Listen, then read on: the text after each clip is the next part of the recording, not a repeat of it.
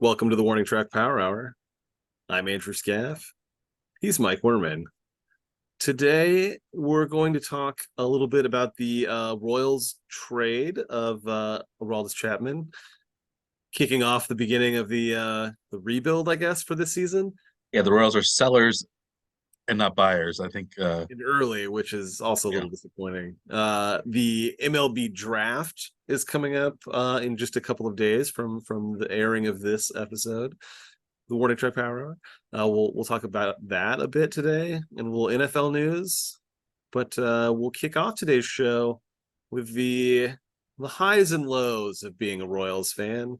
Royals somehow won a 3-game series against one of the best teams in the National League, the Los Angeles Dodgers, before dropping 5 straight games against division foes. But you think it's harder to go through that kind of roller coaster as a Royals fan, or is it harder to be an LA Angels fan this week with Trout, their Rendon, shortstop Rendon, and or third baseman, I guess, Rendon, and Shohei Ohtani, all taking injuries, maybe out significant time potentially for some of those players. Who is it more difficult to be a fan of right now, Royals or Angels, as of right now?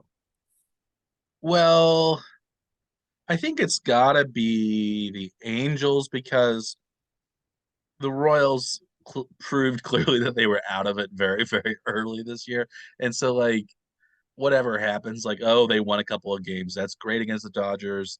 They did actually okay against the Rays, and the Rays are now kind of spiraling downward. It looks like, at least for somewhat relatively. I think they've lost 5 straight or something. 6 straight as of tonight. We're recording on Friday, July 7th. Late night on Friday, so we got the late game. So yeah, so I I right now I think the Angels, you expected maybe they could do something because they have probably the two best players in baseball, you could say. I, I Mike Trout at least used to be considered the number one all-around player, and he Multiple won time MVP. multiple MVPs, usually the WAR, a wins above replacement leader, and Mm-hmm. now Shohei Ohtani is just as good or better because he can pitch and hit. Did he win And MVP last year? Ohtani, um, no, I don't think he. Um, yeah, he won it. Didn't win it last year. He won it 2 years ago. Okay. Three. He was the MVP 2 and Cy Young Award number 4 last year. So he had a He um has been won an MVP. It just wasn't last year. yeah, he's won an MVP last year. So he's leading the majors in home runs right now. Yes. He's leading the league in slugging, OPS plus. Um he's Oh, Aaron Judge won last year. Aaron Judge was because he Like, had a bunch of home yes, runs. that's it. Yeah. And um and he's leading, he's got a he had last so when he so it, he had 2.33 ERA last year, and um he hit like 35 home runs, Yeah. 34 home runs, 95 RBIs last year. The year before he hit 46 home runs, 2021, and he had a um 3.18 ERA. So he's like a really good pitcher and a really good hitter. He may Right. not be maybe he is Mike Trout level almost on the hitting, but he's also like a really good pitcher. So Yeah. he's like you would think that the Angels would be really good, and they've been okay. And Rendon has had a lot of really good seasons. He is like Not maybe necessarily with the Angels though. Yeah. no, he's mostly with the Nationals. He seems like he's been injured, I think, for most of his Angels tenure. I think he hasn't played more. I think he's averaged only about like 50 games a season, I think, since Yeah, there. his On a even if big you contract too. It was like $100+ million contract. yeah, if you, even if you include, exclude 2020, the most games he's played in a season so far for the Angels is 58 Yeah. in the last 3 seasons. He had 50. He was fairly healthy actually in the COVID year. He was the 10th in the MVP race.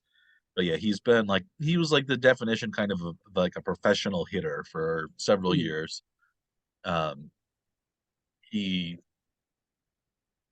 he was very solid, and then he kind of fell off a cliff a little earlier maybe than uh like than Albert Pujols did, but kind of maybe sort of a mirrored situation where we hire or we sign this really good player who was really good in the National League for a while, Yep.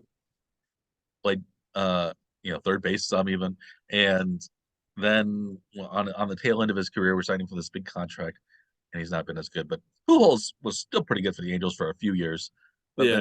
not as good as he was in St. Louis.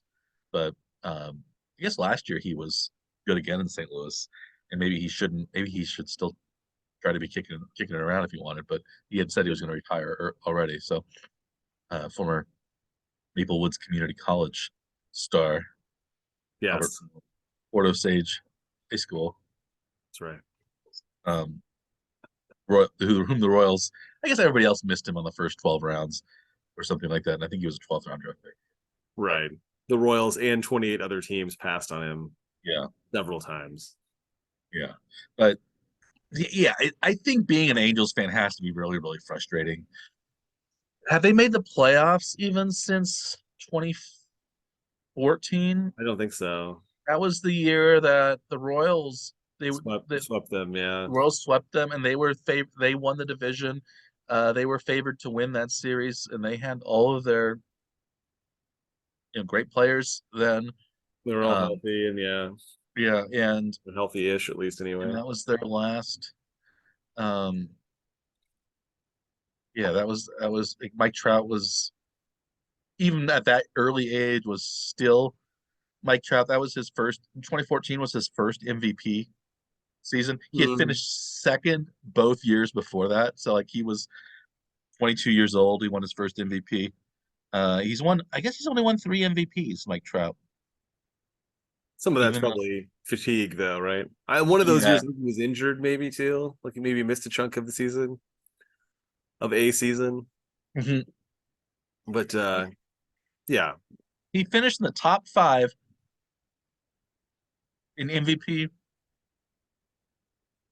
voting every year from 2012, his rookie season, through 2020. So that's 9 seasons in a row. He finished in the top 5 in Not the bad. MVP. Yeah, and he was 1 or 2 in 7 of those seasons in the MVP race. Not too shabby. Insane. Yeah. So he has 4 second place finishes. He was second in the MVP race his rookie year in 2012. Um, and he was he didn't play very much. He hasn't played And a whole you know what? season You know why he didn't win that one though? Probably. in 2012. Yeah. There's one particular performance that made it basically was like why he would not have won that year. I don't know. It was Miguel Cabrera won that one. That was the Triple Crown, yeah. Triple Crown. Yeah, yeah. I mean, So you have to win the MVP that season, right? If yeah, you win the Triple Crown. I was looking at the voting now. Like in WAR, I guess because Trout plays a much more difficult position. Yeah. He had 10.5 WAR that year.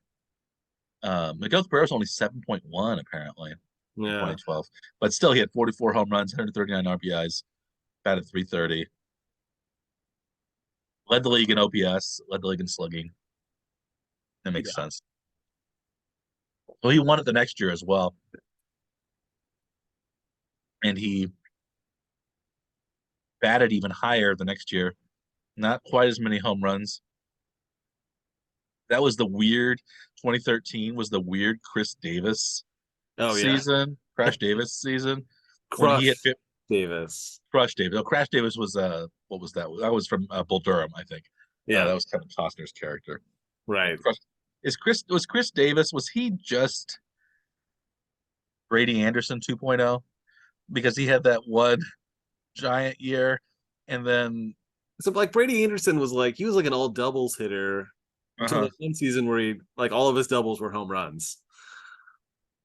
And then they went back to, the old mechanism after that, right? And Yeah, well, this was the height of the steroid era, right? yes. Where Brady Anderson, yeah, he hit 50 home runs in 1996, How many did he hit in 1997? 18. He never hit more than 24 home runs any other season. Yeah. Yeah, like so like from when he became like a regular starter, he hit 21 home runs, 13 home runs, 12, 16, 50, 18, 18, 24, 19. Those were his kind of Yeah. peak years. And So it seemed like that one year he tried something, and then well, he had the same number of doubles as he basically did the other seasons. yeah, So something happened. yeah. Yeah, it's There's probably a lot of the singles that he had before turned into doubles, and all the doubles turned into home runs. mhm. Remember that old thing about the about Kauffman Stadium being like the heat vortex like draws the ball upwards, so Yeah, the pop-ups park. become fly balls and fly balls become home runs, and yeah. But that wasn't but Kauffman Stadium, it was traditionally very hard to hit home runs because the Right. dimensions were so big. And but Camden Yards was a little park, or still is a little park. Right. But it's that was really strange. Did you know that Brady Anderson led the league in getting hit by pitches 3 times? I I may have known that. I did not know that right now. Yeah. I think we talked about the career hit by pitch. Yeah. I think was it Jeff Bagwell or Biggio used to get hit all the time. maybe it was BGO. For a while, many years it was Don Baylor was the leader, Right. and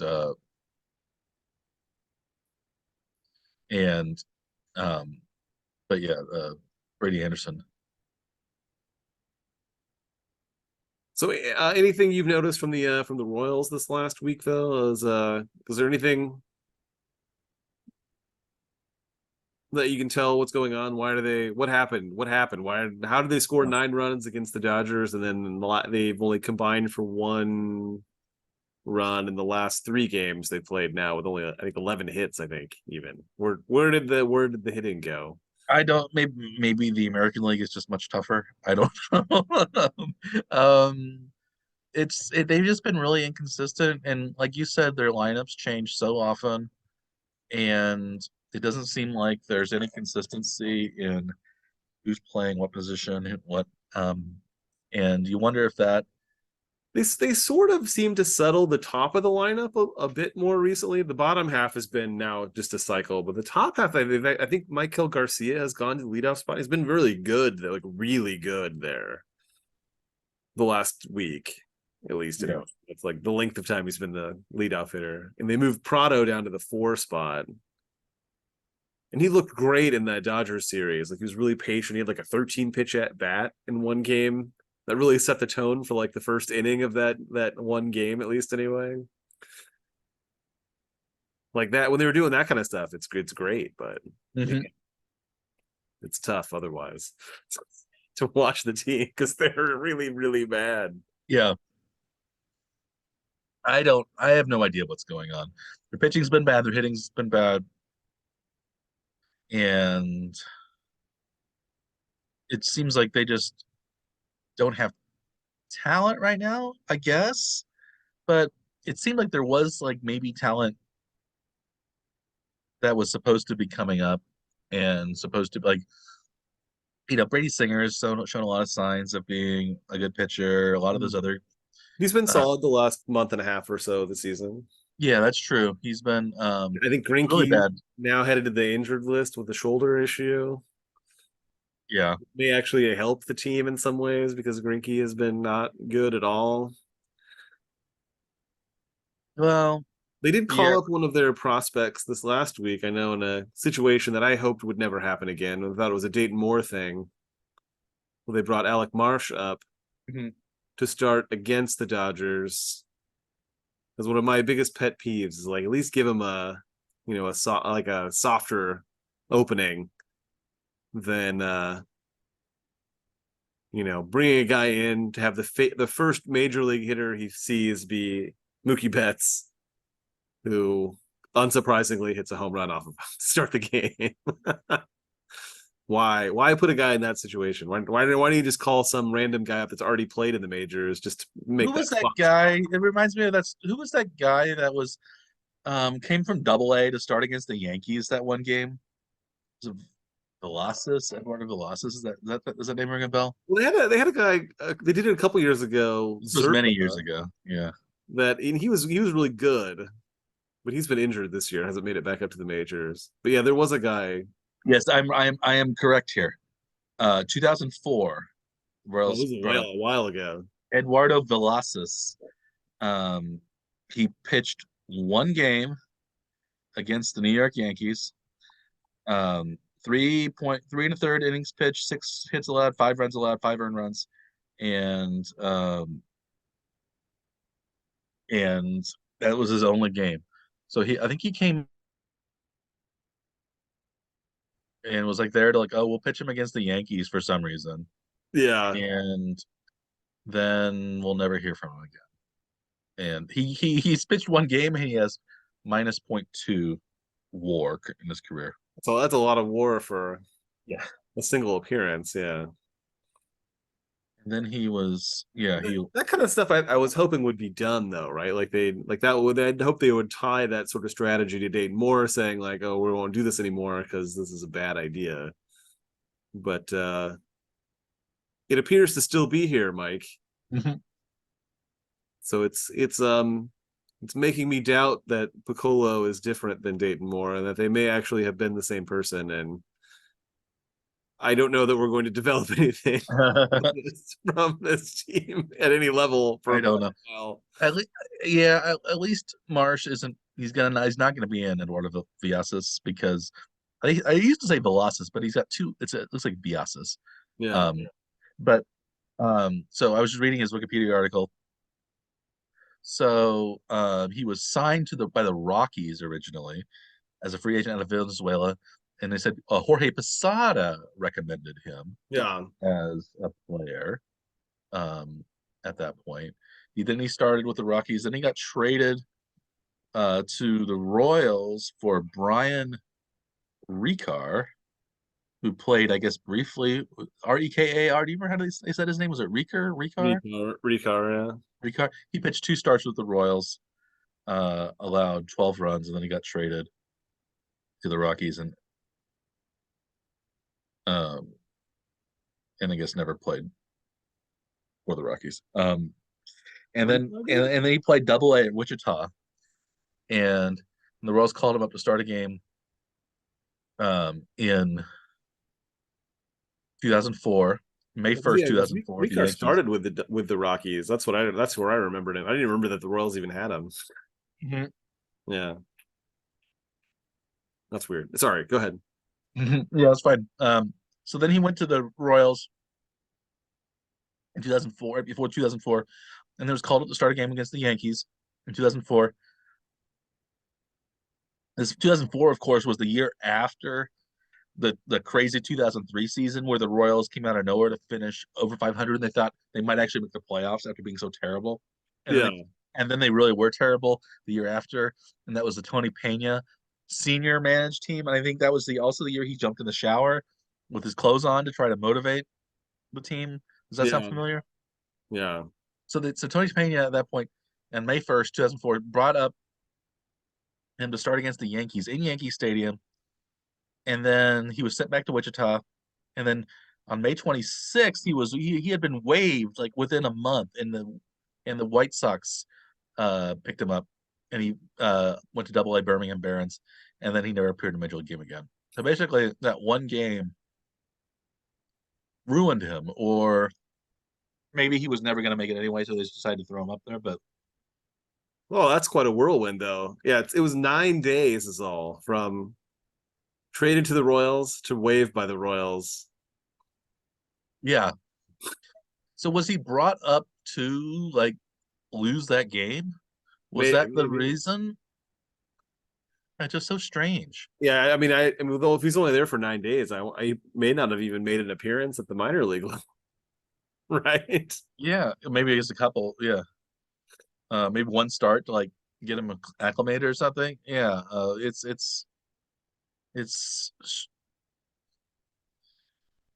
yeah, No, it's that really can't be weird. that can't be right. It can't have, it has to have been longer than that.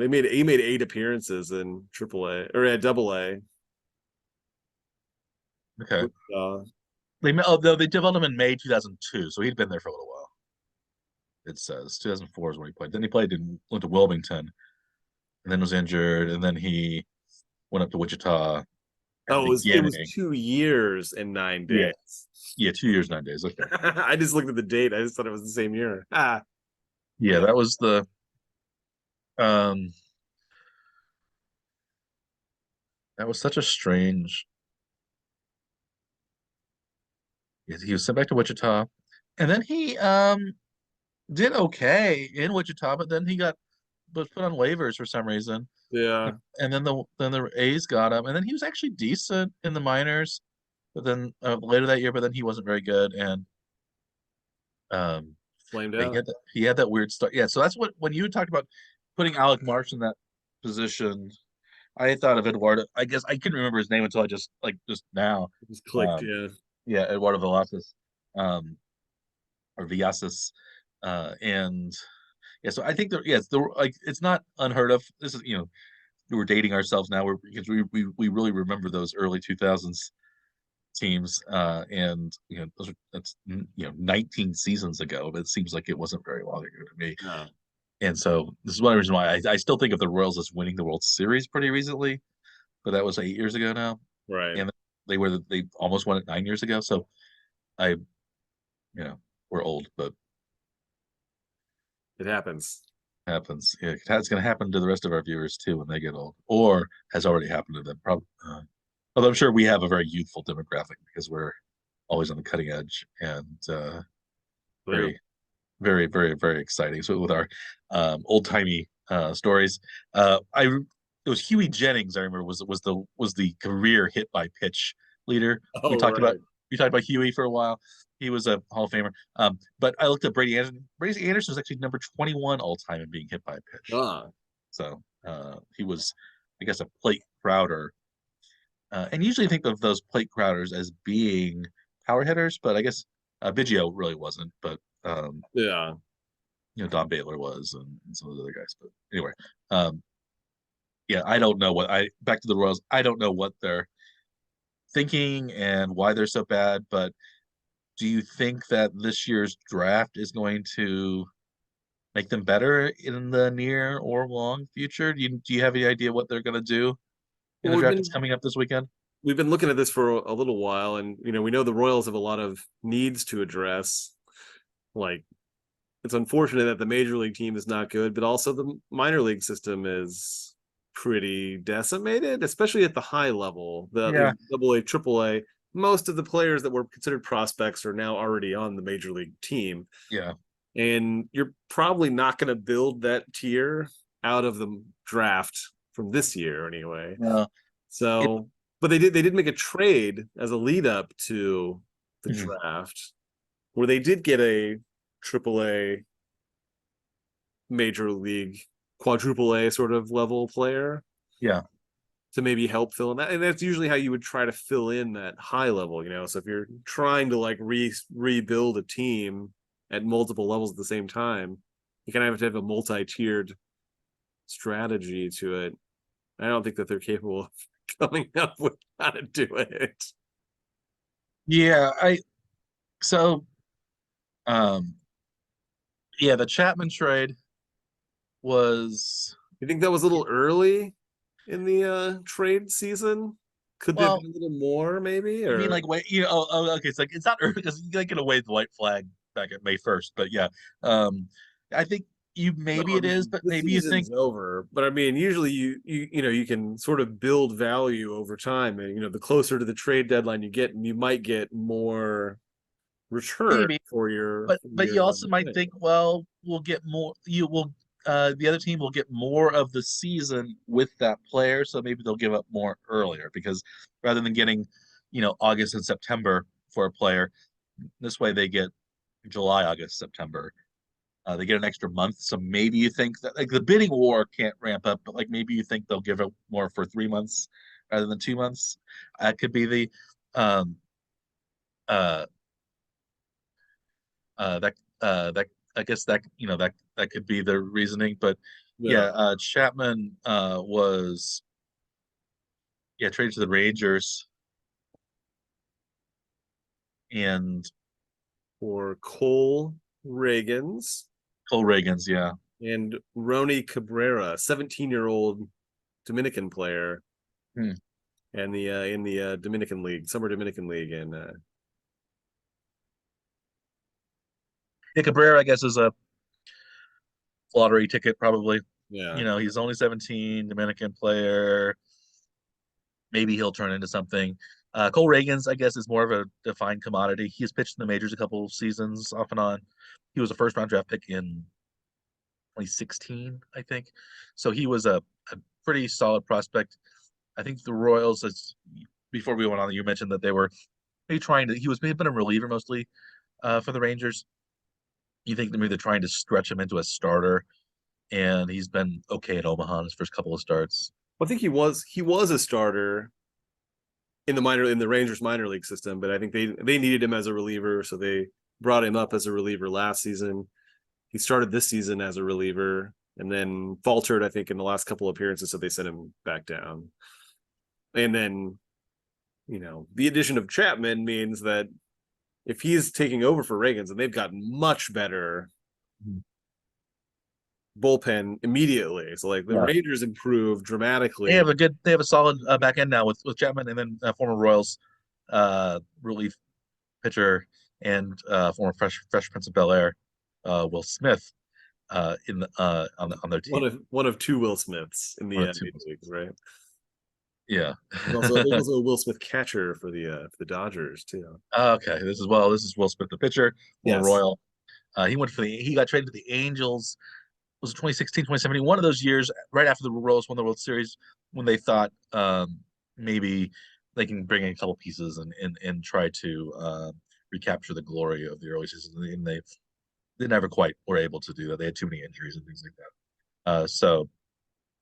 Um, but yeah, I think Chapman trading him. I guess we had thought, well, maybe they should have used him as the closer more rather than the eighth inning guy, and maybe they would have showcased him more. But I guess they got what they wanted out of him, Yeah.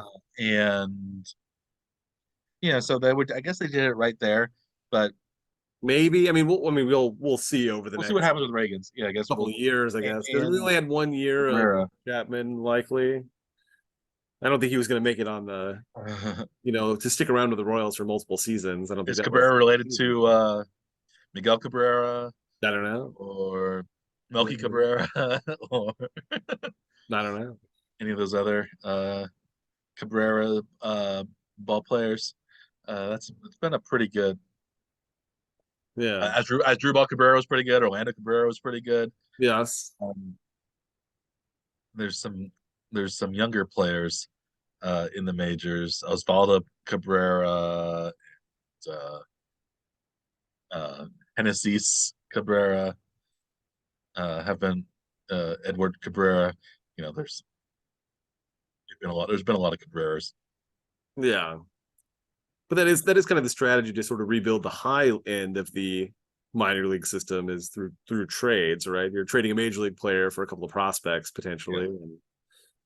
Yeah. And they didn't really get a whole lot from the trades they made last season. I don't know that any of it's really panned out the way they'd hoped from last year.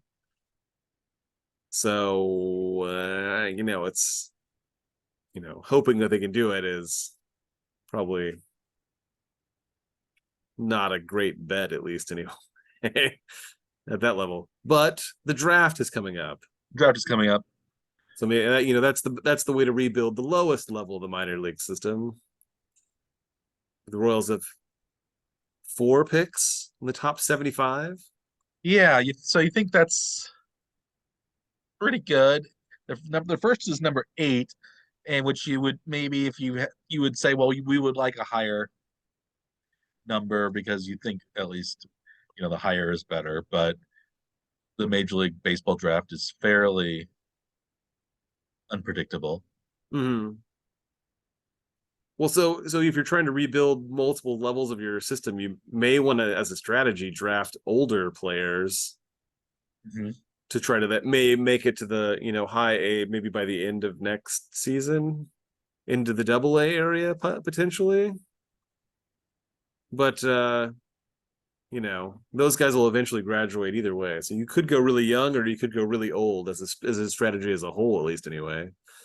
I would think that they would want to get as many college players this season. That's what I would assume they would want to do. But I don't know if that's what they're actually going to do. Yeah, I don't know either. The Royals' best drafts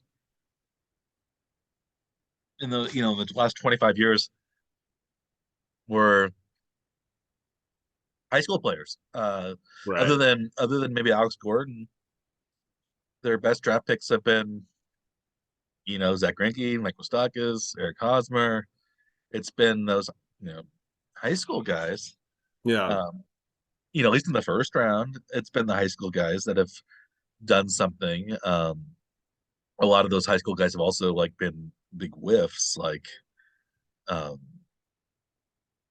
the no what were the 2015, 2016 Ash Russell, Nolan Watson kind of draft Right. where neither of them have made it. There've been a lot, there've been a lot of um misses, but I guess it seems like there's misses for every team, but it seems like for a team like the Royals who don't really buy a lot of players, misses in the draft are much more costly than they are for, you know, the Dodgers or something like that. And then of course the Dodgers are also drafting better, it seems like, or at least developing better players than the Royals. Um, So I think their top player in their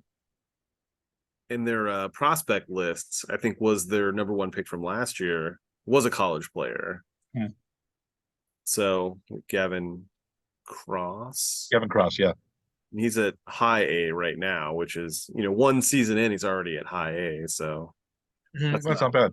not bad. So I mean, you maybe as a strategy, you'd want to try to find more guys like that so you can get them up into the higher tiers faster than if you draft like a high school kid. It might take them a little longer to get up to the upper levels of the system, unless they're just outstanding athletes, right?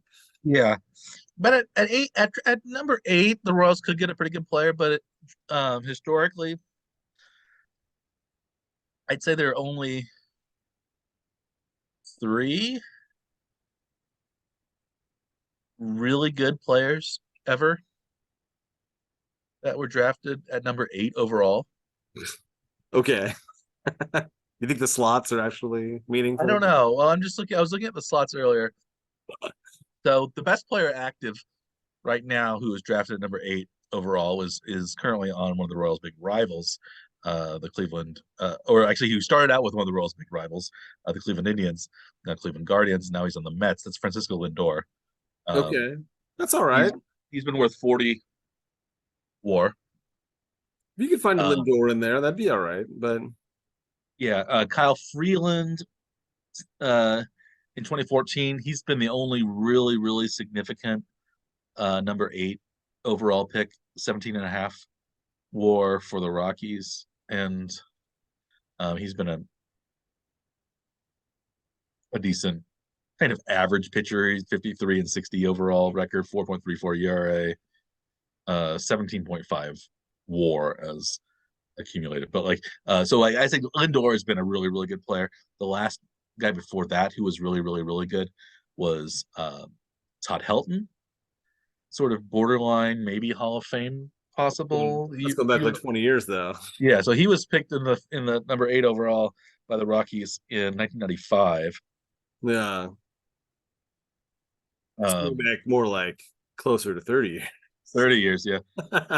We had before we went on the air, we mentioned Jim Abbott. He was also Yes. number eight, a number eight pick. He was worth about 20 WAR in his career. The third highest WAR. So right now, Lindor is worth about 39.8 according to Baseball Reference, and Todd Helton was 61.8. Um, the um, third highest is a former Royal. He didn't start out as a Royal, but he became a Royal. He was an addition to the Royals from Pittsburgh. He came along with with who was the who was the player that played 1 year for the Royals and then like retired? He was the first baseman. Yeah, it was King, right? Jeff Jeff King. King. Jeff King. I was like Jeff. It wasn't Jeff Kent. Jeff King. He came in the No, Jeff King. Kent was the other. Yeah. He came Yeah, in he the fell off his truck. Well, fell off his truck washing. Well, yeah, it fell washing his truck or something. washing his trucks supposedly. Yeah, But he was actually, doing it was like on a motorcycle accident or something. yeah, a motorcycle accident. Yeah, uh, but yeah, it was Jeff King. He came with Jeff King. It was Jay Bell, and Jay Bell had one really good season for the Yeah. Royals, and then he played for the Diamondbacks or I think it was the Diamondbacks for several years, and um, he ended up yeah, he played for he was with the Pirates for many years, and then he played 1 year for the Royals. He hit 21 home runs, and he was a really good player at short. But then he went to he only stayed in that 1 year, and um, but yeah, he is like the third most successful career number eight overall Hmm. pick. So there haven't been a lot of them. So it maybe the Royals are not in a good slot. I don't know. The slots are And they've also tended to sort of draft down a bit to try to save some money. uh, Is that something they should be doing now? Or should they be spending as much money as they can to try to rebuild as fast as they can? I think they need to Or are they just not good at evaluating talent, so they shouldn't spend any money at all? yeah, just use the Baseball America list or the ESPN prospects list. Yeah, I don't. That's a strategy. I think they should just pick whoever's the best available at the time. I But think something like that. but something they also probably should consider though too. You're talking about players that are maybe cracking the majors 4 years from now. Should they be thinking about Sal's replacement? Should they be looking at a catcher to take pretty high in the draft? Well, they had Melendez as that kind of I don't guy. think they're gonna have him catch anymore though. It doesn't seem like it. You think they'd bring him back because once Sal leaves, or I don't know. I don't know. There is a catcher right around there that's been sort of like talked about as a Royals potential pick, probably because of the timing of it. Was it Kyle Teal? Hmm. He's ranked right around 8, I think, for the yeah, Kyle Teal, catcher from Virginia. Okay, I was thinking they're probably gonna take a high school pitcher, Yeah, and because they there are a talk. few pretty highly rated pitchers that are not that are likely to go earlier than the Uh-huh. pick. Yeah, I don't think they'll get any of those like Paul Skeens, LSU guy. He's Rhett gonna go like one, Lauder. two, or three, probably. Maybe not any of those top college guys, but there was a thought. It seemed like that Noble Meyer was the number one high school pitcher, Yeah. and he's ranked anywhere from like 8 to 20. What I've seen in these lists, so he seems like a potential. Um, He has, I think, a Dayton Moore pick written all over him. His name is Noble. He's a high school kid. The name of the high school he even goes to is Jesuit High. It's like mhm. there's like an implied religious background undertones there. That's a Dayton Moore pick all the way. Yeah, although Dave Moore's Protestant, so maybe he wouldn't pick a Catholic pitcher. But yeah, also Noble Meyer, maybe his name's a little too close to Urban Meyer, who had a kind of ignominious end to at least what it seems like an end to his coaching career, at least in his NFL coaching career. He's But gonna pop up somewhere, Mike. Don't worry. Just don't worry about that. He'll be somewhere. yeah, I like yeah, yeah, Kyle Teal uh out of Virginia. Yeah, he could be a he's seen at least on Fangraphs, they say he's a low risk key player. Um Yeah. but the number one player that they have is Dylan Cruz, and he Mm. is seen as a high risk. And Noble Myers a high risk. I think any high school player they think is a high risk, but like there are only like there's only a handful of low risky guys that Fangraphs mentions. Yeah. Uh, and and I don't know whose lists are better than others. We've looked at some of these same Yeah.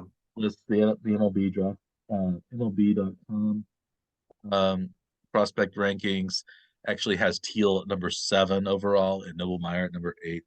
Um, so I think pitching is what they're going to try to do. I think they're going to throw as many pitching prospects as they can, like against the wall, and see if any of them stick. So the And then Royals have 21 picks in the draft. How many of them do you think will be pitchers? Well, the Royals will select. I think a majority. I think I want to say at least 13, um, because I think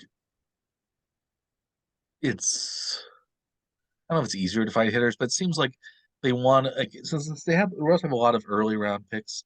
I think they're going to try to at least out of the first 4 in the first 75.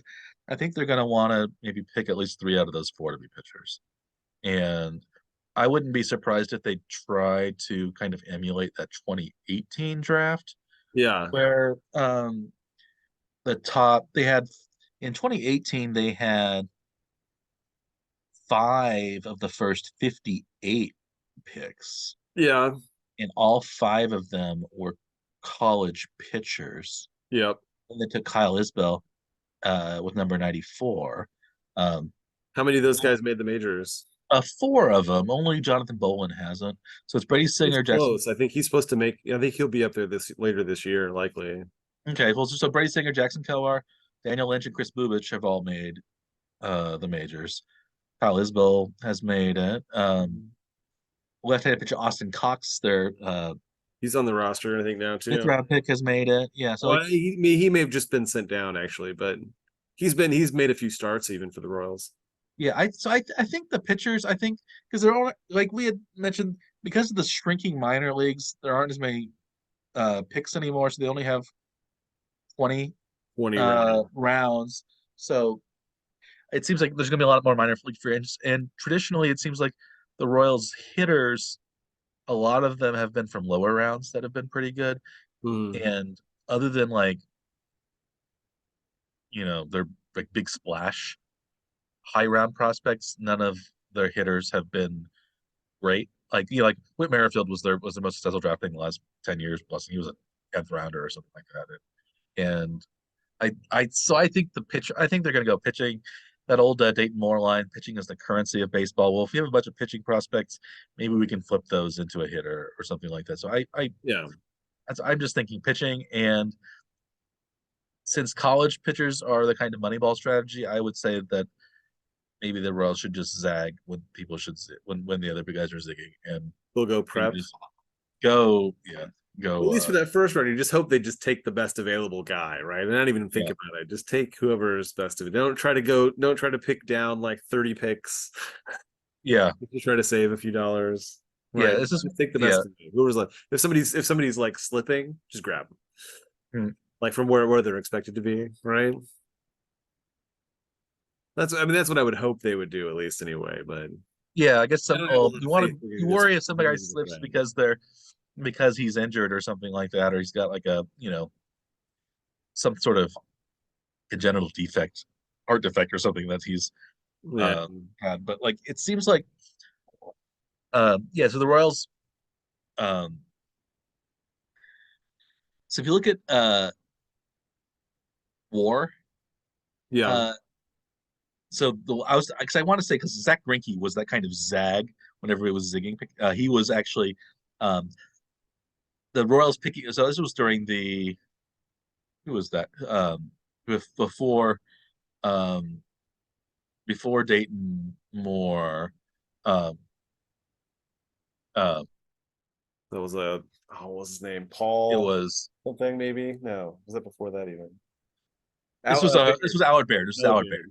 Yes. Yeah. I was almost there. Yes. Yeah. I couldn't remember it either. Yeah, Howard Baird. Howard Baird. And they were, and so if you read Moneyball, Yeah. they were making fun of the Royals draft because they picked a high school pitcher, and Billy Bean and Michael Lewis was writing the book were kind of crowing about, well, the Royals are idiots, and we're picking these college players, and they're going to be, Really they're more faster. polished. They have higher floors than high school players because those are all hit and miss. So we're going to pick this better draft. But the Royals picked the best player in that draft, who was a high school pitcher, number 6 overall. That was Zach Greinke. Greinke is actually the second most successful, at least by my cursory look, second most successful in terms of WAR, 6th overall pick of any 6th overall pick. Mm. He is higher, for example, than Gary Sheffield, Derek Jeter, Anthony Rendon, who we talked about earlier, was a He was a six uh, pick. 6th round pick. Former Royals slugger Not sixth John round. Six. The 6th number overall pick, 6th six. overall pick, yeah. First round pick. Yes. Right. Former Royals slugger John Mayberry Ooh. was a six overall pick by the Astros in 1967. Kevin McReynolds also uh, briefly a Royal in that horrible trade that they traded so Brett Saberhagen to the Mets, and they got Kevin McReynolds and Greg Jeffries and Chris something Miller, Jeff Miller, Chris Miller, and really horrible trade. Uh, But McReynolds stayed along, stayed around for a while. But he was Andy Van Slyke, pretty good player. But only Barry Bonds has been worth more okay. WAR than Zach Greinke Yeah. in his career. So And maligned by Billy Bean and yeah. So like that was kind of the Royals' best draft pick for a long time. So yeah, Zach Greinke has also been only Clayton Kershaw was a number 7 overall pick. He's number 1 all time. It looks like for number 7s. He has 79.5 WAR, so slightly over Greinke. Uh, did you know Zach Greinke also has more career WAR than the second most uh, decorated number 7 overall pick? That was Frank Thomas, Hall yeah. of Famer, 73.8. So those are so like he's one of the like in that range. He's Yeah. the players you could get. Number 5 overall, Greinke is better than every number 5 overall pick in history in terms of WAR from 1965 when the first draft was. He is better than every number 4 overall pick in history as well, and that includes Dave Winfield, Hall of Famer. Thurman Munson was also a number 4 overall pick. Former Royal and famous brother of a even more famous Royal, Ken Brett, was the number 4 overall pick by the Red Sox in 1966. He was, I don't know if you remember him. He was supposed to be the best of the Brett brothers. He was a pitcher and a hitter, Yeah. and he was only kind of a marginal, kind of decent major leaguer. Yeah, Dave Winfield, Barry Larkin, Kevin Brown were both number 4 overall picks, but Greinke has out award them in terms of baseball reference anyway. Yes. Number There's gonna 3 drop off though. There's only like 20 or so guys yeah, that have like 10 plus WAR. yeah. Number 3, if you look at number 3 overall picks, uh, only Robin Yount is higher than Zach Greinke, and that's by less than 1 WAR. So if Greinke Yeah. plays a little longer, you can. And Paul Molitor was also a number um, uh, 3 overall pick. So the Brewers, a few years apart, number 3 overall drafted Robin Yount and Paul Molitor. Um, and Bobby Witt Sr. was also a number 3 overall pick. What was Bobby Witt Jr.? What was his? Was uh he was number 2 overall pick for the Royals. So Bobby Witt Jr. went 1 pick higher than his That is father. Bobby Witt Sr. was worth a about 6, I think 16, 14.6 WAR in his career. He was a right-handed pitcher, but Hmm. yeah, so like it's one of those things where you don't exactly know who the um, Justin Verlander was the number 2 overall pick. He is the highest number 2 overall pick in terms of WAR, even above Reggie Jackson. But Greinke is only about 1 or 2 WAR under Verlander, and he's above Reggie Jackson. So like this is one of the most successful picks in the first round, kind of in history in the top 10. It seems like Yeah. other than probably number 1. Um, I'm looking at number 1, Alex Rodriguez, 117 plus WAR, Chipper Jones, 85, King Griffey, 84. Um, yeah, there have only been 3 number 1 overall picks that were worth more career WAR than Zachary. So like he's like top 5 or top 10 By top in 10 the anyway. Yeah. of a top 5 or top 10 of a top 10 draft pick Yeah. in Major League Draft history in Yeah. terms of WAR, which is And something maligned that by Billy Bean. yeah, and which is something also that you think, well, this was when Howard Baird they thought was really a bad general manager and stuff like that, but he had really good drafts, and it was just that the Royals didn't spend any money, and Yeah. also that really good players in the Major League Draft, you don't know um where they're going to be coming from, and at Right. least it's even somewhat random Well, it's the that's nature high up. versus nurture Yeah, sort of argument in a professional sport, right? It's the how much of these players are nurtured by the team to develop into a major league player, and how much of it is just sheer athleticism that they just already have, guiding them through maybe a system that is not so good. So yeah. like the year that who was the relief pitcher the Royals had that went from the College World Series to the World Series in the same season? Brandon Finnegan, yeah. Like Finnegan. Would you say that the Royals, did anything to develop him, or did he just, find himself in a circumstance that allowed him to just shoot through the system and end up at the major league club? He's only with the team a few months, so Right.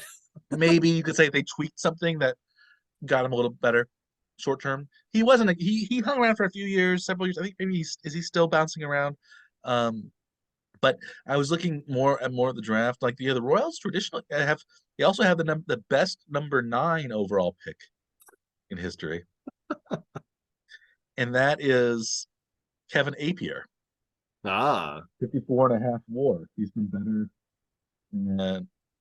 Kind of well outpacing anybody. Barry Zito was about 32, and that's about it in terms of Mark Kotze was up there.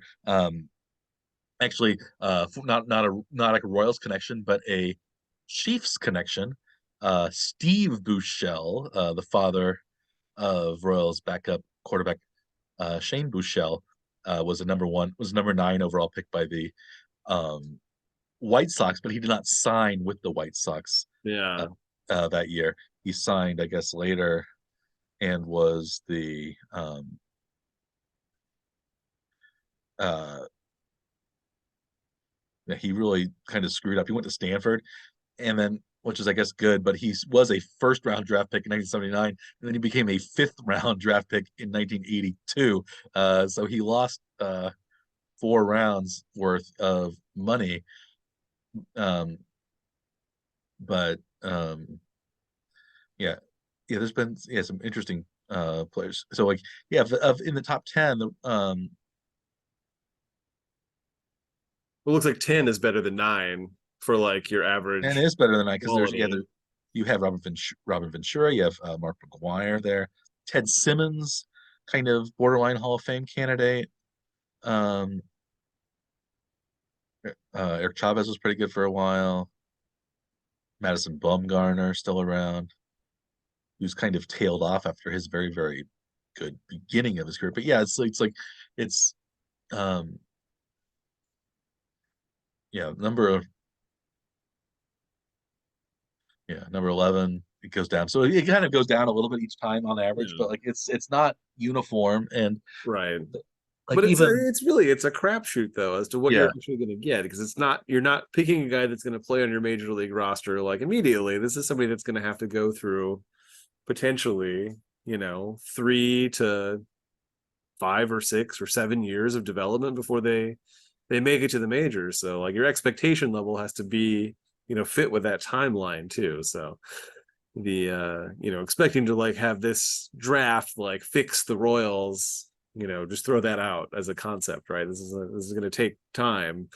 It's not going to be an immediate anything, right? So yeah it does seem like teams are getting better at scouting and drafting because there are more misses very early in the like in the 60s and 70s that never made the majors than later.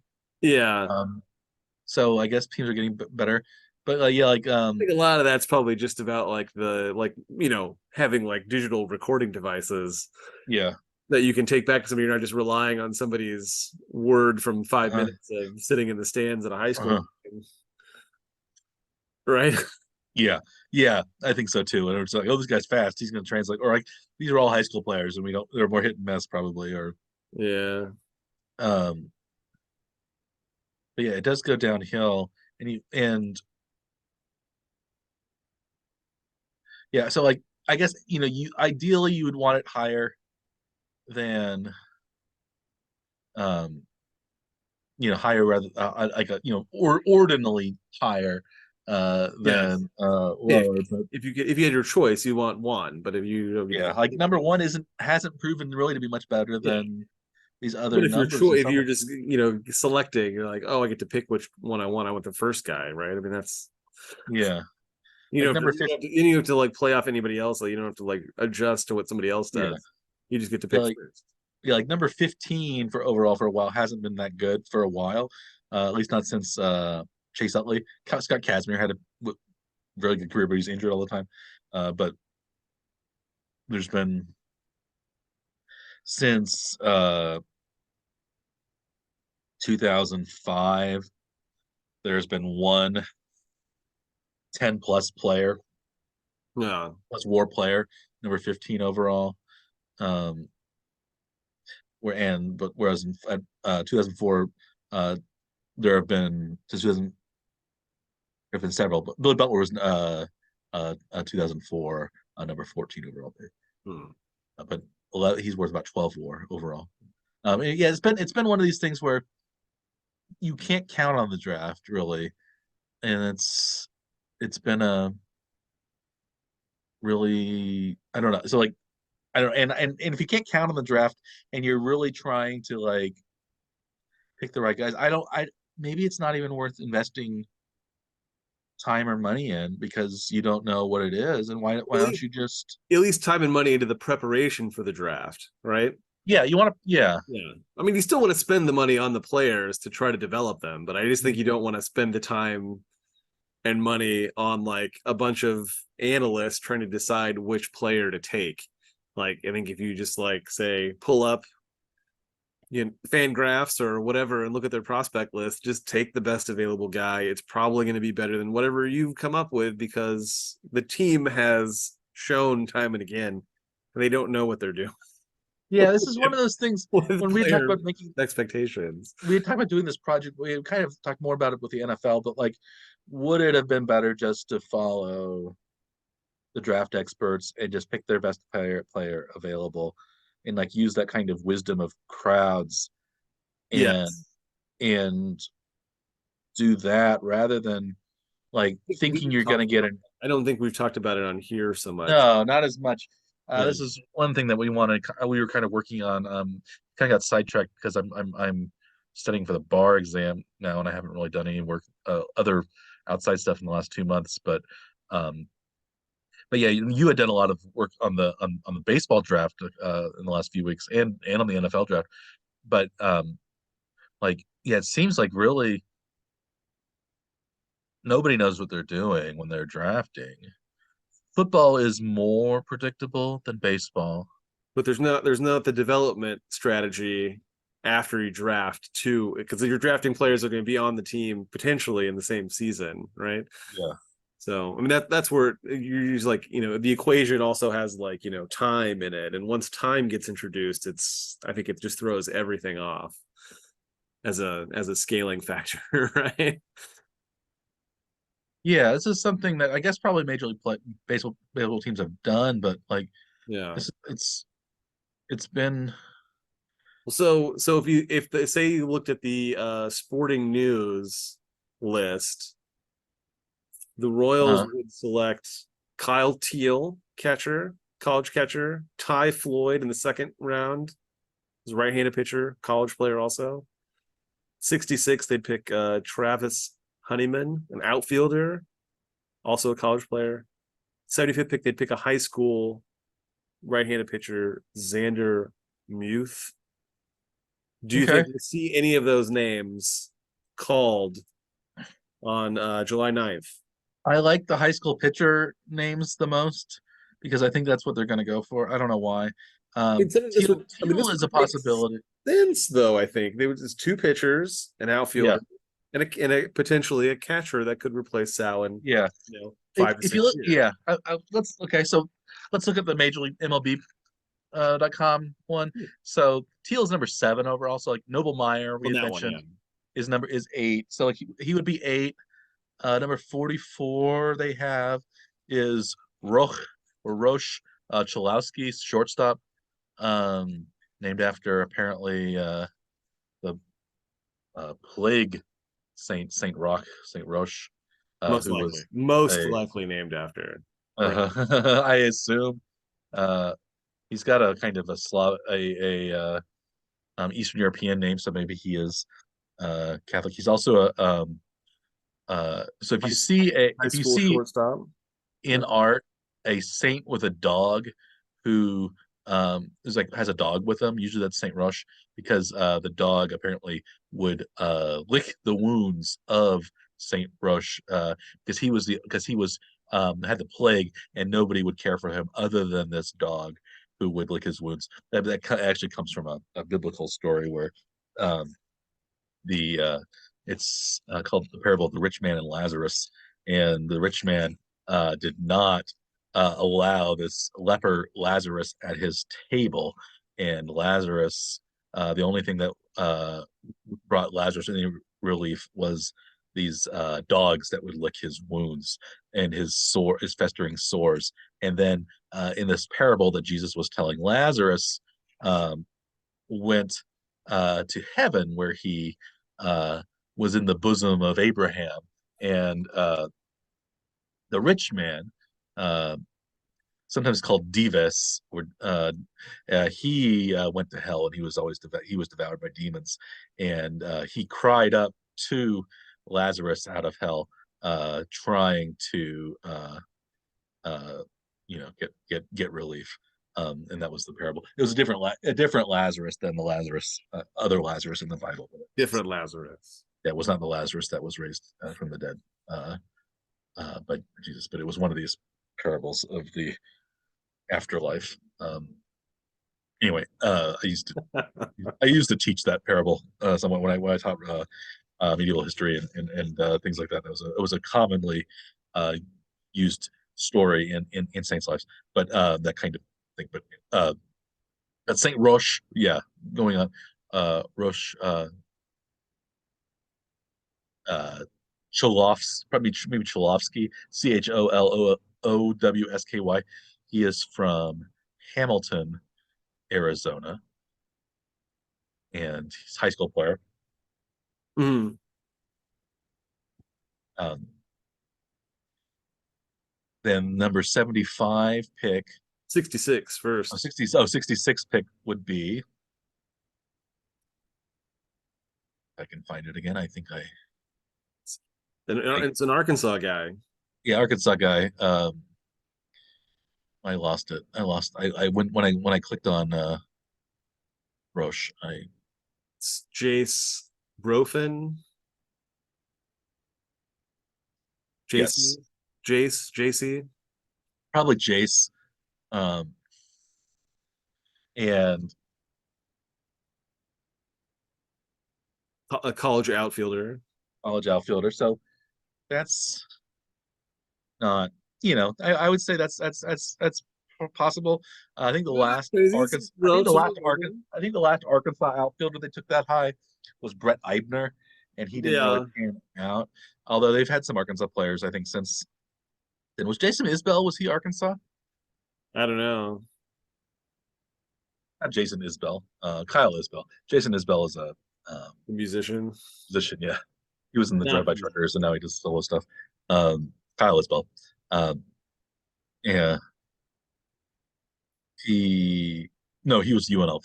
UNLV. hmm. Um, and number 75 I see now is Will Gasparino, high school outfielder, Harvard, Westlake, California. So So they just took best available based on just draft analyst at MLB.com. yeah. Yeah, they'd end up with two outfielders, a shortstop, and one pitcher. Hmm. Three high school, one college. Would you prefer that strategy? Or do you think Uh, you'll see any of those names called by the Royals this weekend? I like the Noble Meyer pick for some reason, and Yeah. but I also think that if Teal isn't a bad pick either. I I think don't. if they pick Noble Meyer, it's going to be a bad draft. That's just my guess, is because, he's listed lower on some of the other draft boards. And He's I don't think that's the right strategy for the Royals need for now. I think they need to build at the higher levels, and they need to pick as many guys that could have the potential to be at the higher levels as fast as they can. But he is to considered to me, be. it's like if they pick a prep pitcher first, then they're probably following the Dayton Moore playbook, and we already have sort of decided that that was not supposed to be the path that the Royals are on because they fired Dayton Moore. Yeah, I yeah, mean, I like Meyer still because he's tall. He's 6'5", so he's tall, yeah, and he was considered to be the best. Even like players that places that excuse me didn't have him that high still thought of him as the best high school pitcher. So like one of your strategies at one point you had mentioned was like, well, let's do something. Maybe we can get the best of a certain type of player and not necessarily get the second or third best of a certain type of player. Where yeah. um, So if there's a run on right-handed pitchers and you're picking eighth, if the first seven selections are right-handed pitchers, probably don't take one at eight. yeah, but he's the high school right-handed pitcher. Um, the top and as you said, Teal is the top catcher. Mm-hmm. Top shortstop, at least according to MLB, is not is only their number 10th overall player, Jacob Wilson from Grand Canyon High School, shortstop number 11.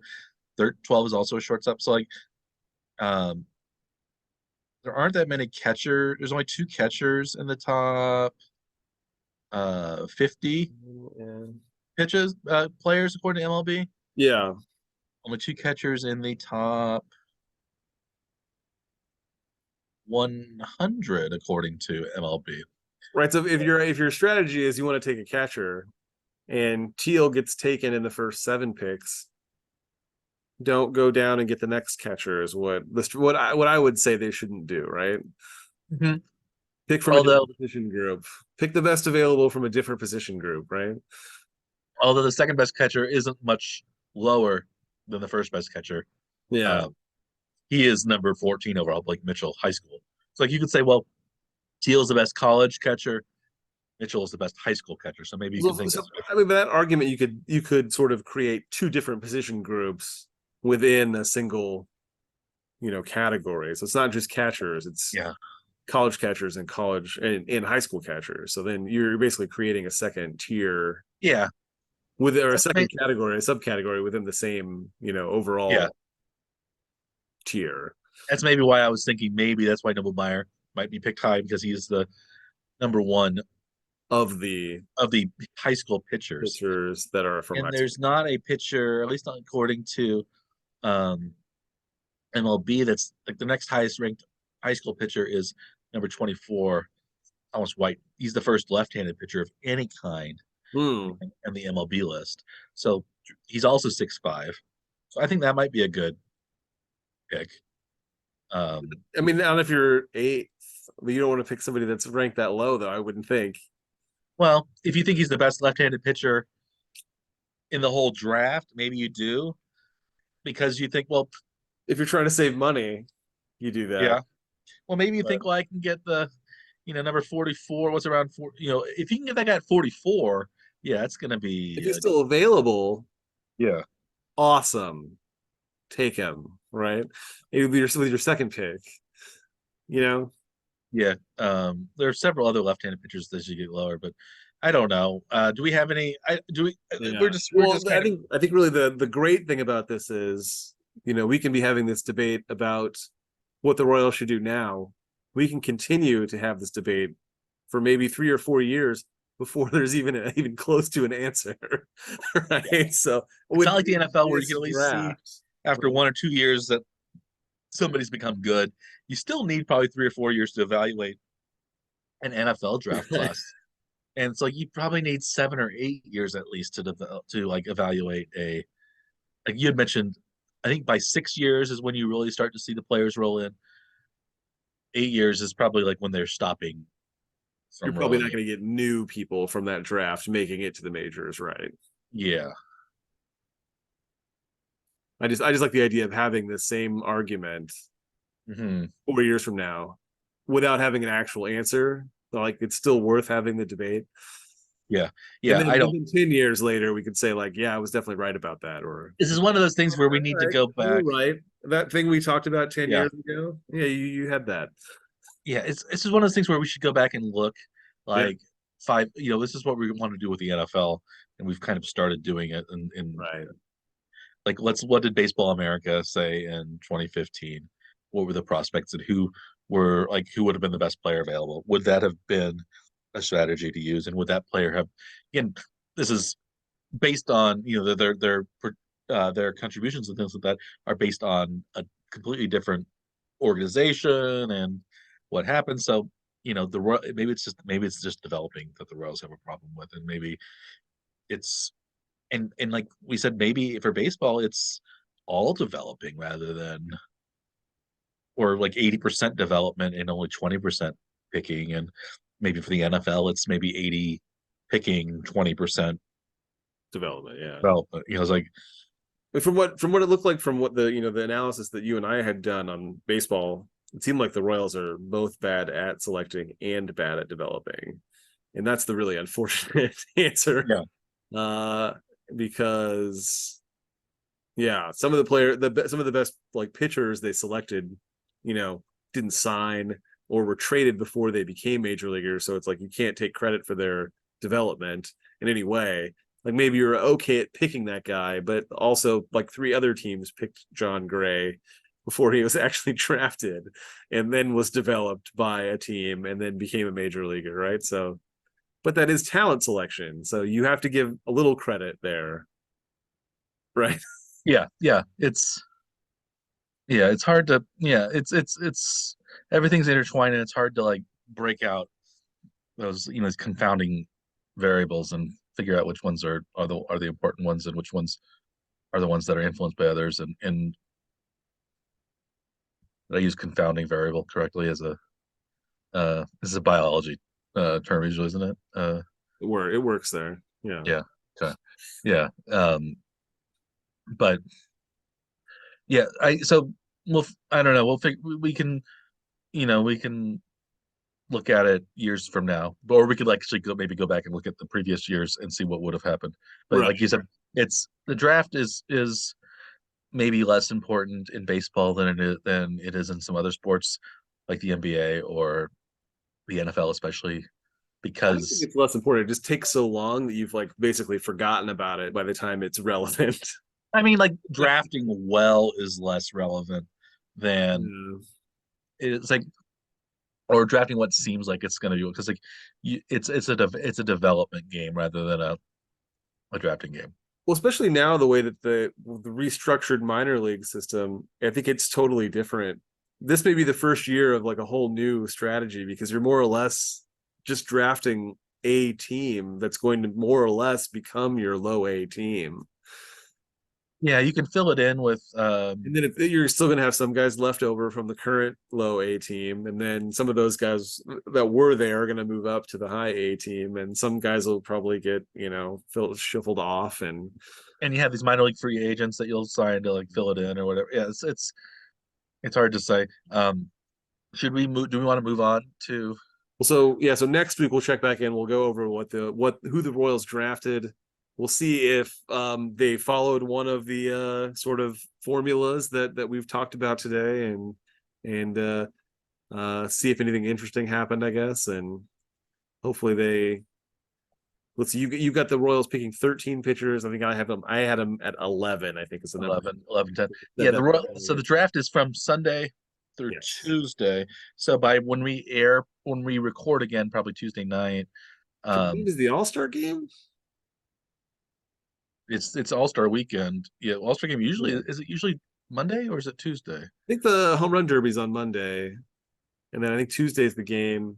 And Wednesday, Thursday are usually off days then too. So I think they'll won't be back playing games until Friday, most likely. The All-Star game is Tuesday, Mm. July 16th. So it's a week. No, it's Oh, 2024. no, what? No, No? wait, no, wait. That's 2024.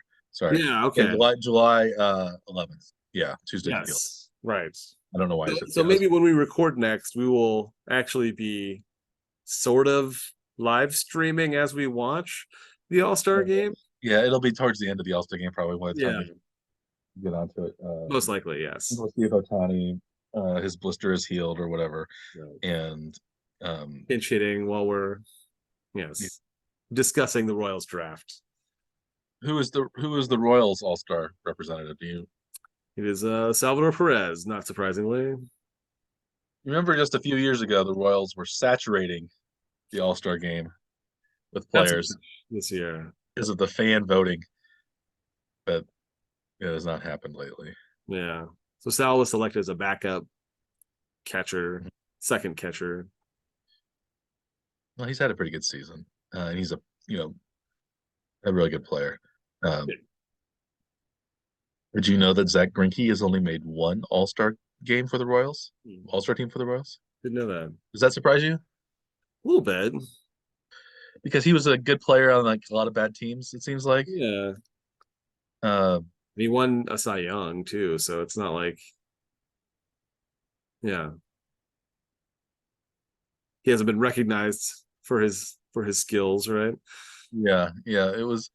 So If he was the All-Star selection from this year, then they didn't have any idea who to pick, and they just picked the guy that's been around the longest. let me mention a few All-Star game Royals, and you tell me who the worst one is, and then we'll move on to the NFL. Okay. There's not much to talk about the NFL. I have two things to talk about for the NFL. Okay. One is and so maybe you have another. But so worst Royals All Stars. Yes. So last year was Andrew Benintendi, who was okay, but like Fine. 2011, Aaron Crow, Bad. former Kesha love interest. That was the best when he was referred to as Crow with the scent sign. Yes. That was one of like the Royals review gems that I still remember. That was just fantastic work there. I just Googled Aaron Crow, and apparently there is a magician or mentalist named Aaron Crow. And so like, I was really surprised. I looked at Google Aaron Crow and look at the first pictures that pop up. And I thought, oh my goodness, what's happened to Aaron Crow? But it was You think it's a different guy? I think it's a different guy. Oh, that's kind of disappointing. I was hoping that it was. I don't think that's baseball player Aaron Crow. But I guess he was on America's Got Talent, this Aaron Crow. Oh. He looks. Oh, he has changed dramatically. Yeah. Yeah. So that's 2011. So Aaron Crow, who was never really he was decent as a reliever for a couple times. He was a first round draft pick, never quite panned out. I'm trying to find lone representatives. Um, remember Ken Harvey, 2004. That's pretty bad. Um, one time Royals All-Star. Uh, remember Mike McDougal, 2003 was the Royals representative. He was a closer and was really good for a little while. Yeah. He was wild, uh, but we have Mark Redman, famously 2006, Famously. bad All-Star, bad Oh. pitcher. Look at Mark Redman's 2006 statistics.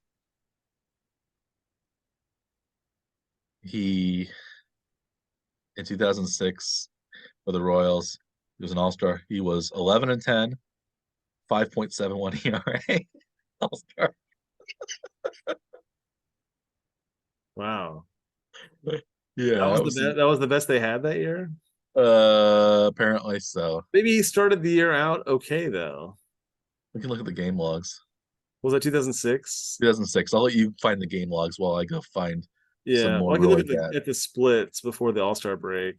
Yeah. Some really bad Royals All Stars. Jason Vargas made the team in 2017. I didn't think Jason Vargas was on the team in 2017, was he? Yeah, I think that was his last year, I think. I was thinking he had been gone by that point, but maybe he was still. Oh, he was actually he won 18 games in 2017 for the Royals. That was his last year. Oh yeah, he came back because he got hurt in 2015, and then he didn't play at all in 2016 and came back in 2017 and was a pretty good player. 18-11, 4.16 ERA. Good for him. I was gonna make fun of Jason Vargas. He did really well. So like I think um it's gotta be I think the worst are those yeah, I'm gonna say well okay, Joaquin Soria was an all-star a couple times for really bad teams. Jose Rosado, kind of the same. They would actually use they were good pitchers, but like yeah, the Mark Redman Was it 2006. 2006? Yeah, Seriously? Mark Redman 2006. Gil Mesh made it the next year. He was How could decent. he have been the best pitcher or best player on the team? That's why it was yeah. So Ken Harvey 04, Redmond 06, So at the and all at the his Aaron Crow in he never 11. had Those are an my three worst. ERA of less than 4.91 was the lowest his ERA was. And that was after his second start. And then it was 7. And Yeah, that's how bad the 2006 then it Royals was were never against. below 5 the rest of the season. Well, yeah, Ken Harvey, I guess, at least batted 287 his year 2004, Yeah, but he only played 12 games in 2005 and was out of the league. And that was the year. Was that the same year he got hit in the back by that throw? baby. So those were some bad. That's like mid-aught Royals teams were like the worst ever. And then 2011, yeah, Aaron Crow was he was a decent reliever for a little while. Well, that year his numbers were really good. That was his rookie year. Yeah, he was a pretty good reliever. So he was actually a pretty good reliever for a while. Then he got hurt, I guess. I don't know Then he have how like they could thoracic outlet possibly pick him up. surgery or something. Like Yeah. he was decent even for the 14 team, and then he got like hurt. So like I guess that's so he was okay. Um he was an number one overall draft pick, but or a number one first ninth overall draft pick, first rounder for the Royals, but out of Mizzou. And yeah, he was actually a decent relief pitcher for a few years, but then it, unfortunately he couldn't kind of hold on until Royals were really, really good. Hmm. But so I guess the Ken Harvey, Mark Redmond, those are the number one, number two bad Royals. Yeah. Yeah. And I don't know. Speaking of, Ouch. do you want to move on to Let's do football? it.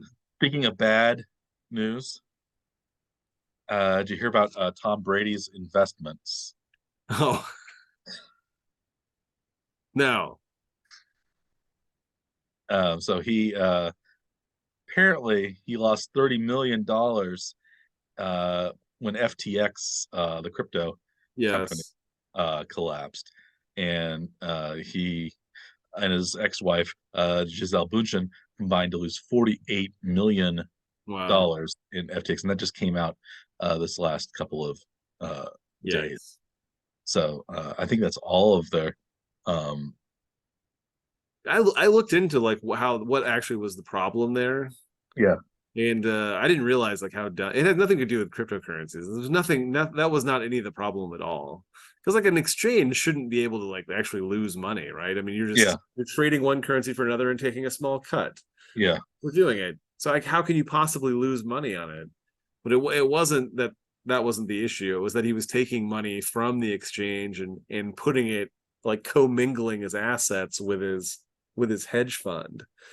And so he was taking funds from the exchange and putting it into his hedge fund.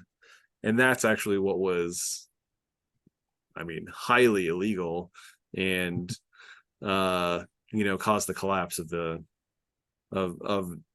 exchange, at least anyway. So yeah, when I heard about it, I just assumed it was like a cryptocurrency based, attack as to what was wrong with it. And it's like it wasn't. It's just a jerk Mhm. not knowing how to handle finances correctly. And no, that's really bad. That's really dumb. Really, really dumb. Yeah, so they lost before right like during their divorce proceedings, basically they lost about 50 million together, Giselle Well, um and Sam Bankman Fried is yes.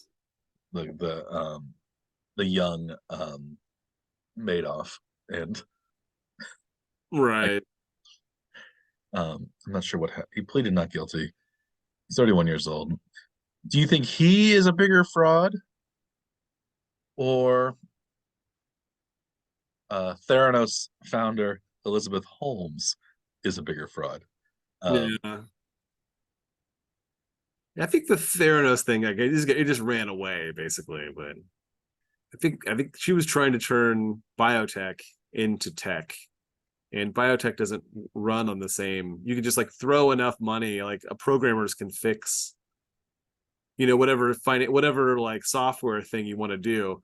That isn't how biology works. I find her story really fascinating because Yeah, she's this huckster who I believe believed her own like bullshit, yeah. and like she Well, talked in this really low voice, right. and like like was hot and like screwed like old billionaires out of a bunch of money, and then I don't yeah then like had this machine that didn't do anything, this sort Yeah. of Roomba that I didn't. think if you'd given it enough time and it wasn't sold as being something that was ready, market ready, she may have been able to develop something that would do some of those things. Probably not in the mechanism that she was talking about doing it, but Did you it watch was, any it of was those like a documentaries? runaway tech CEO pitch thing that just got out of control to where he just like biotech just doesn't move at the same rate as nonsensical software development companies do. Yeah.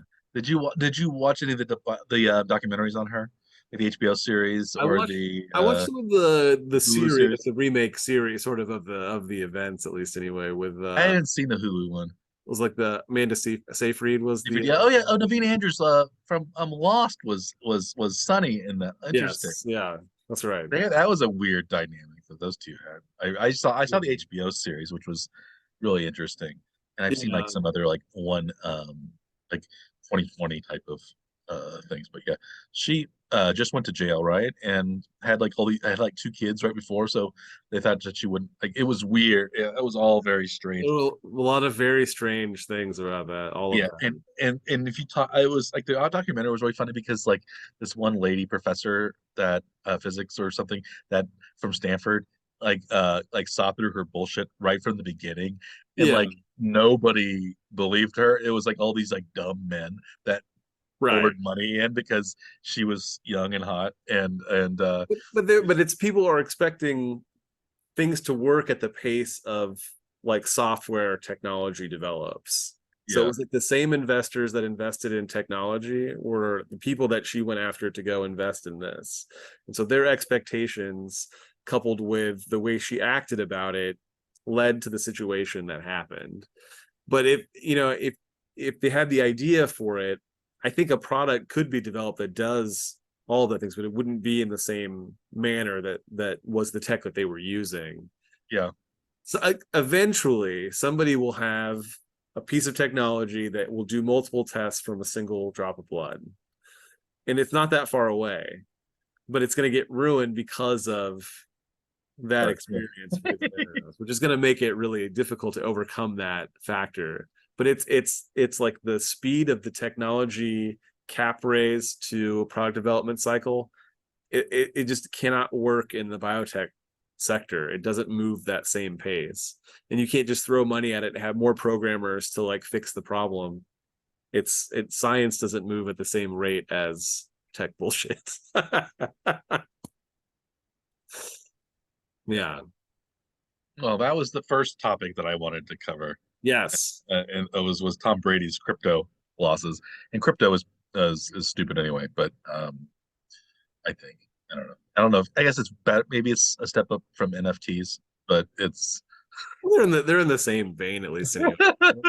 it's all like Because most NFTs are built on the same it's all software, bubble the based, software and like it's that gonna crypto. burst, and you're all gonna lose money unless you're the first person to get in and then get out.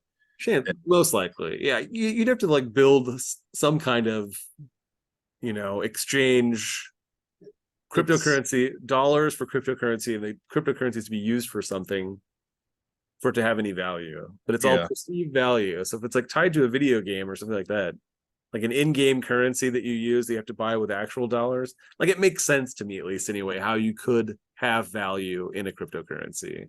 I guess it's all very tulip bulb to me. Yeah. It's that you remember that Dutch tulip bulb market that became like this huge bubble. I guess we don't remember it was the 17th century, but like it seems something as Yes. stupid as that to me. Like, Right. oh, this tulip is really going to be something. Yeah. But I Um, mean, a baseball card is it's the essentially Beanie Baby of yeah. It's one of those things to me. yeah. But As long baseball cards are kind of in the same vein hmm. as a cryptocurrency is, right? So Well, if you're investing in them to like yeah, invest and get money, other than like you're a kid and just enjoys looking at baseball cards, right. So they they don't. either have value personally if it's something that you like, or it Mhm. has value as long as somebody else sees value in it. Beanie Babies, baseball cards, whatever it is. It's like those kinds of things have hit and miss values over time, right? They could spike and they could go to nothing though too. So it's all of those things are in the same bucket, right? Yeah, Yeah. yeah. I But was anyway, thinking, yeah. you had another story. My other story, yeah, was that apparently, so DeAndre Hopkins is probably the number one free agent wide receiver, at least, and maybe the number one free agent player overall right now. He apparently is still in talks or at least conversations with the Chiefs, who have basically zero money in cap space. And Hopkins has basically said he wants at least what Odell Beckham Jr. got when he got that crazy $15 million deal, which was way over market compared to what other receivers were getting at the time. Hmm. Because I think the Ravens just really, really wanted to keep Lamar Jackson, and they ended up getting Lamar Jackson. So maybe it was a good investment. Um, so do you think there's any chance that the Chiefs will get Odell Beckham Jr.? There's been some rumors that there was a lot of talk that a lot of like, especially outside Kansas City, the Chiefs wide receiving room is not great, but the Chiefs seem like pretty happy with it. With Kadarius Toney is probably the number one, and maybe one of these young guys, Sky Moore, Rasheed Rice, or who knows, Justin Ross or somebody like that, will become their Velvet Scaling's still around too, right? Bell Scanley is still there. They brought in Richie James. Right. They still have Justin Watson. I hope Justin Watson does not make it. I think the Chiefs will be uh, better if he doesn't. But um, that'll show that some of these other guys have stepped up. I think Yeah. um, I like the Richie James pick. He was a really good returner, and he's also from the Giants. And maybe just the Giants are just um, not good at evaluating or utilizing wide receivers because Tony paid kind of immediate dividends Right. when he was healthy. Um, Yeah. yeah, so we lost to Drew Smith-Schuster, lost, of course, Tyreek Hill the year before, a Cole lot of Hartman. players the year before. Nicole Hardman this year, Yeah. lost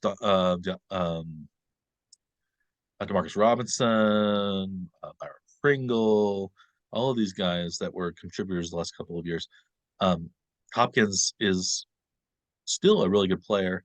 He's Hmm? had some injury history recently, but do you think there's any chance that the Chiefs get him? They think they have 5 million, like 500,000 in cap space. If they restructure Chris Jones, maybe they can get 5 or 6 million more this year. Is is that enough to get him, or are the Chiefs just fine with what they have and this is just a Yeah, I mean if he really wants 15 million, I can't see the Chiefs, even if they came up with 15 million, I can't see them giving it all yeah to DeAndre Hopkins. Not because he's not a good player, just because I don't think that they put that kind of money into receivers now. It's not just where they're where they spend their money the most. That's not where they what they value that at that level, at least anyway, for salary. They're more into protecting Mahomes and more than finding somebody else that he has a rapport with or something. But it seems like he's if he has a rapport with the receivers they have, they're not going to spend another dollar on receivers. Is my guess. But I'd be shocked if Hopkins yeah. ends up on the It Chiefs roster. seems like there's only been like recently there's only been three teams linked with DeAndre Hopkins. Those have been the Tennessee Titans, New England Patriots, and now the Chiefs. And it's been like the Chiefs were originally seen because everybody wants to go chase a ring probably, but Mm. it's it's surprising that the Chiefs are still mentioned in it. So like, you kind of wonder, well, if they're still being mentioned, there must maybe is there really something there? But yeah, I don't think it's going to happen either. But Maybe if he's like, well, if I don't get the 15 million from somewhere else, then maybe you would, if he's having to start, changes, dropping his expectation for salary, and if he ends up somewhere in that 3 to 5 million, maybe. But I don't know. The Chiefs are. I mean, the Chiefs will probably be able to get that, but I don't know that he's going to want to sign for $4 or $5 million. Do you? yeah, no. Did you well so there's been rumors that so there was the Patriots and Titans. Maybe New England has been the favorite, but did you hear that DeAndre Hopkins was very upset about his visit to Boston because he did not enjoy his bowl of clam chowder? No, no. He Was fol was he Matt follows Jones mainly sitting a across the table plant-based for him? diet, and apparently New England clam chowder has bacon in it, and he ingested bacon when he has like a very kind of strict plant-based and vegan diet during the regular season. Oh, And so I wonder, do you think that will cause him to leave Boston? Yeah, I guess Tennessee is the other place. Like they don't Tannehill, I guess, is okay, but like there's I don't know. There's aren't really great options for Hopkins, especially. mm-hmm. It doesn't seem like so. Maybe you just go. Well, I'm gonna go to Kansas City because otherwise I'd have Mac Jones throwing to me. That's where I I thought don't you were going with the clam chowder. Like he was disappointed in the clam chowder. Had nothing to do with that. He was sitting across the Mac, table from Mac Jones. Mac Jones. I thought that's Mike. what you said. Well, I would be very disappointed in anything Michael McCorkle Jones does. I think he is not very good. So I will eat crow, uh, or Aaron not or crow chowder or whatever. Yeah. Um, if Jones is actually a decent quarterback, because I think he just kind of So if well, yeah, how many receiving yards would DeAndre Hopkins have to get with Mac Jones as quarterback for you to eat crow chowder? I don't know if it matters how many receiving yards DeAndre Hopkins would do. So I think Mac Jones would just throw to DeAndre Hopkins, and that's the only guy he would throw to because Yeah.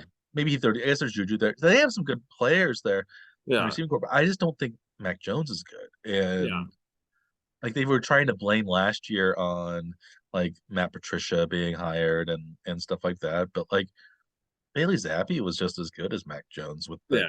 supposedly crappy offensive coordinator.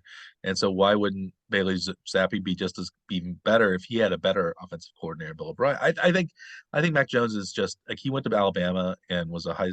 I guess I don't think he won the Heisman. Maybe he did, but he was just a like he had like the best team around him, and like I don't think he's really a step above any other Alabama quarterback they've had. Um, and none of those guys have really been great in the pros. Yeah.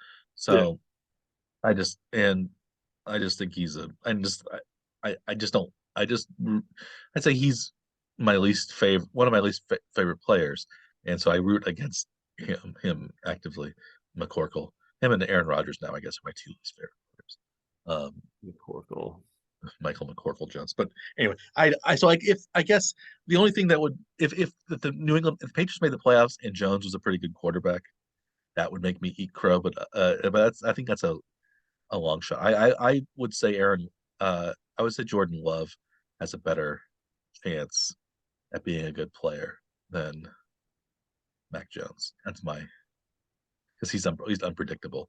But we're I think we can talk about that maybe that we can talk about that on our next episode of the One Trick Power Hour. Should we wrap this one up because I think we're bringing everybody down talking about Mac Jones and I mean, we've talked about how terrible the Royals are for like an hour, so I oh yeah, don't know this that was Mac Jones is we any went less. much longer today than I thought either of us thought Yeah. we were going because but we always manage to fill time somehow with our uh witticisms and insights. But we'll have what our viewers or our listeners should know that since we were a little late because of 4th of July, we will be coming back at regular time next week. So you'll only have a few days between these One Trip Power Hour episodes. So you know your long wait this week will be evened out by a shorter wait for next week's episode. Do you have anything to add before we sign off, Dr. Scaff? I don't think so. Yeah. Well, this has been another very, very, very, very exciting episode installment of the Morning Trek Power Hour. Four varies. I mean, I said five. I don't remember how many varies there were. You were counting, um, but we're unfortunately we have to call it a night, and we will see you or you will hear us again in a few days' time. But as always, I am Dr. Michael Werman. He is Dr. Andrew Scaff. We are the Warning Trek Power Hour. Please like and or subscribe to our little podcast or YouTube channel. And we appreciate your viewership and listenership. And we hope that you had a wonderful Independence Day holiday and are having a nice summer and enjoy the Major League Baseball draft, the Major League Baseball All-Star game. And we will see you again next week. And until then, we wish you a good day.